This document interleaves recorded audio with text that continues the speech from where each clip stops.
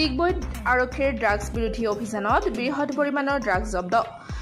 পুৱতি নিশাৰ পৰা পুৱালৈকে ৩ নং গোলাইত বিমান তালুকদাৰৰ ঘৰত চলিল ড্ৰাগছৰ বিৰুদ্ধে অভিযানত 10টা চাবোনৰ বাকচত মুঠ 116.8 গ্ৰাম ড্ৰাগছসহ এখন হুণ্ডাই গাড়ী 3টা মোবাইল 2খন বেংক পাছবুক জব্দ কৰা হৈছে 16,900 টকা নগদ ধন জব্দ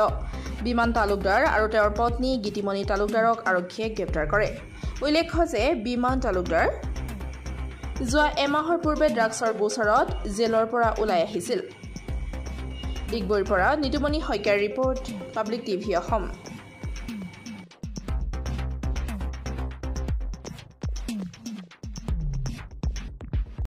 ডিমাপুৰ কোনে নিব আমি ঘৰ দিছোঁ জানো ৰাস্তাত নাতে কালি কোন আহিছিল দিবলৈ কালি পৰহি নাই কোন আহিছিল তাৰ পৰা আহিছিলে কিমান টকা লোৱা হ'ল 8 লাখ টকা হা